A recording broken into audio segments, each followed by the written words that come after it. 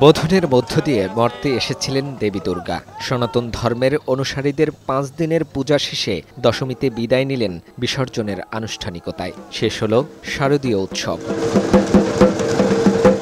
5 দিনের শারদীয় দুর্গোৎসব শেষে রাজধানীতে বিজয়া দশমীর বিকেল থেকে বুড়িগঙ্গার জলে দেয়া হয় প্রতিমা বিসর্জন। দেবীর বিদায়ে ভক্তদের মনে বেদনার সুর থাকলেও মঙ্গলময় আগামীর আশায় তার আশীর্বাদ কামনা করেন। মাকে আমরা বিসর্জন দিয়েছি, আমাদের প্রত্যেকেরই মন খারাপ। আবার যেন মাকে আবার আনতে পারি এবং প্রতীক্ষার যেন অবসান ঘটে।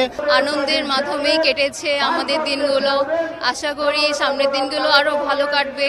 পুরান ঢাকার ওয়াইজঘাটে বুড়িগঙ্গা নদীতে বিকেল থেকে রাত পর্যন্ত চলে প্রতিমা বিসর্জন। মানবতা ও কল্যাণের বার্তা নিয়ে মর্তে আসা দেবী দুর্গার বিদায়ে বেদনা ভর করে ভক্ত অনুরাগীদের মনে। আশা করছি মা আশীর্বাদ করবে আমাদের। ধন ধান্যে শান্তি শৃঙ্খলায় আমরা থাকতে পারি। মা যেন পৃথিবীতে সবাইকে শান্ত করে, ভালো রাখে, মঙ্গল করে। শোভাযাত্রা ও প্রতিমা বিসর্জনকে কেন্দ্র করে পুলিশ, সেনা, নৌবাহিনীর সদস্যদের পাশাপাশি দায়িত্ব পালন করেছেন ফায়ার সার্ভিস, কোস্টগার্ড ও নৌপুলিশ সদস্যরা। সবাই মিলে এখানে একটি সমন্বিত নিরাপত্তা ব্যবস্থা গ্রহণ করা হয়েছে যাতে কোনো রকম সমস্যা তৈরি না হয়, এই জন্য সকল ধরনের ব্যবস্থা আমরা গ্রহণ করেছি।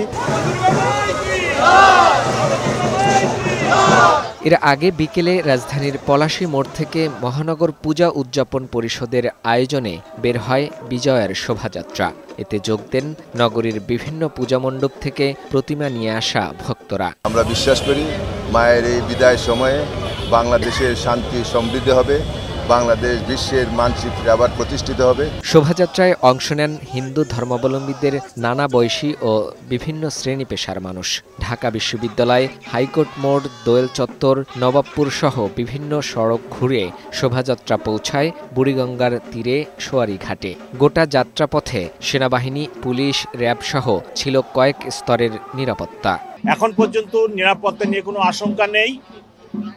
আমরা যথেষ্ট সচেতন আছি এবং সজাগ আছি, অনুরূপ কোনো দুর্ঘটনা হবে না ইনশাআল্লাহ। সারা দেশে 33,000-এরও বেশি মণ্ডপ ও মন্দিরে এবার দুর্গাপূজা অনুষ্ঠিত হয়েছে। এর মধ্যে ঢাকা মহানগরীর 258টি মণ্ডপ ও মন্দিরে দুর্গাপূজা অনুষ্ঠিত হয়। ফাহিম মুনায়েম, বৈশাখী সংবাদ, ঢাকা।